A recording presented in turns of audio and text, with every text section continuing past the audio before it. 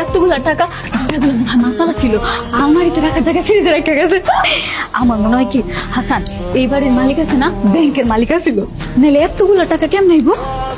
এতগুলা টাকা তুমি রাহনের ব্যবস্থা করো। চলো কাম করি, তুমি আমি ঢালো এনে রেখে দেখে দেওয়ার আগে চলো চলো। এতগুলা টাকা লয়ে ভেঙে যাবে কেমনে? হ্যাঁ, জ্যান থেকে পারো একটা বড় বস্তা নিয়ে আসো, ওই বস্তায় সবটি টাকা বইরা আমরা লয়ে যাবো। ভালো কথা কইছো তো, ইলা তোমার মাথায় বুদ্ধি আছে। দাঁড়াও হইলো কিছু দাঁড়াও না। আম্মা, আমি আর হাসানে একটা বাড়ি ঢুকছি, বাড়ি ঢুকে দেখি মা টাকা আর টাকা, ওই টাকা ফ্রিজের পড়ছে মেলা টাকা। মা আমি হাসানের পাঠাইছি, কইছি জানতে পারো একটা বড় বস্তা নিয়ে আইও, এই বস্তায় সব টাকা বইরা আমরা লয়ে আইতাছি। মা তোরা ছোট মানুষ, এত টাকা লই আইস না।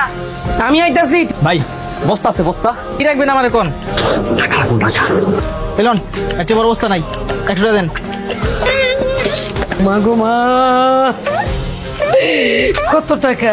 পুরো ঘর ভর্তি টাকা, যেদিক টাকাই সেদিক টাকা। শোন, আমরা দুজন ভাইকে যাই।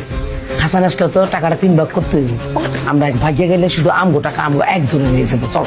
তুমি কথাটা কইলা কি?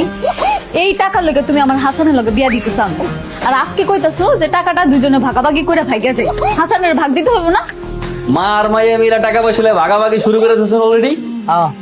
টাকা কেমনে ভাগাভাগি করা যায় সেই বুদ্ধি পরামর্শ করতেছি। কলিং বেলতেছে বাড়ির মালিকাই করছে। আমার তাড়াতাড়ি চলে না, টাকা পয়সা যা আছে সবকিছু লইয়া পিছের জানাতে ভাগ গেছে। এই চলো পয়সা চলো। না না, যদি বাড়ির মালিকাই তো তাহলে তো চাবি দিয়ে খুললে ঘরে ঢুকতো, তাই না?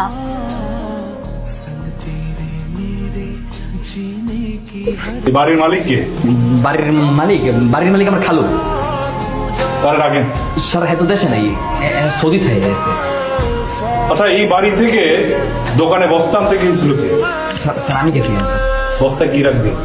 বস্তার ভিতরে মানে স্যার আমি বলতেছি স্যার, আমি গেছি খালু একটু বিরাট বড় লোক, হ্যাঁ যাওনের আগে আমাকে এত সবজি কিনে দিয়ে গেছে, আলু পটল সিম বরবটি, এগুলো রাহনের জায়গা নেই, আমরা মানুষ হয়েছি 2 জন। পরে কইলাম কি যে দোকানে যাও, দোকানে গিয়ে একটা বড় বস্তা নিয়ে আসো, বস্তায় করে সবকিছু গ্রামে পাঠাই দিব।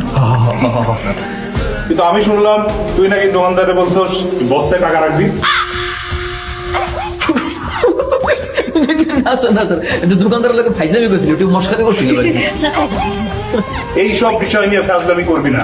ঢাকায় একটা ব্যাংকে টাকা দিয়েছে, টাকা পয়সার বিষয় নিয়ে আর জানি এরকম ফাজলামো না শুনে, ঠিক আছে? হ্যাঁ, আম্মা কই? আমার তো মনে হয় বাসায় নাই। আম্মাই বাসায় নেই মানে এখন হইবে নাকি? আমার কল দিয়ে জিগাও কই আছে? আপনার ডায়ালকৃত নম্বরটি এই মুহূর্তে বন্ধ আছে। মোবাইল বন্ধ। মোবাইল বন্ধ করলে কি আম্মা গেছে কই? আর আমার টাকার বস্তা কই? টাকার বস্তা নেই আসলে টাকা। ওকে, আমার টাকা কই? হ্যাঁ, টাকার বস্তা কই আমার? নাই, আমার মনে হয় টাকা নিয়ে ভাগছে। পথ আটকে রাখছেন কেন?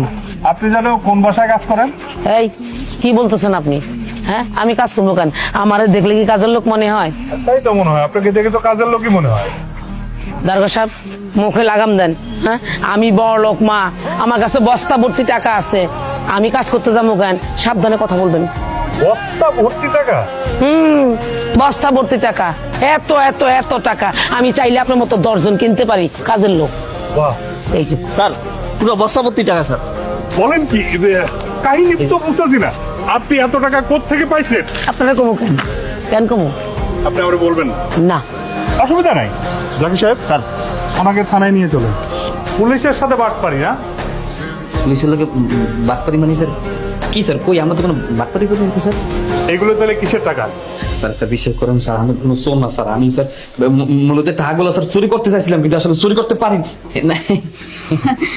স্যার আপনি শুধু শুধু আমাদেরকে কেন দোষারোপ করছেন?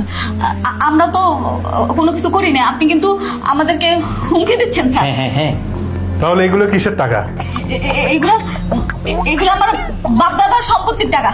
হ্যাঁ হ্যাঁ হ্যাঁ হ্যাঁ স্যার, এই যে সম্পত্তি বেচা টাকা স্যার। আমার যে খালুজান আছে না, সে তো বিদেশ থাকে, তার এই সম্পত্তি আমরা দেখভাল করি। আর আমাদের বাসার যে কাজের মেয়ে রহিমা, সেই টাকাগুলো নিয়ে ভেঙে দেওয়ার চেষ্টা করছিল, তাই আমরা তারা সারাপ খাইছি। কি রহিমা, কথা বলো না কেন?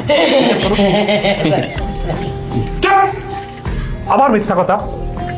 জাকি সাহেব, এদের সবাইকে গাড়িতে তুলুন।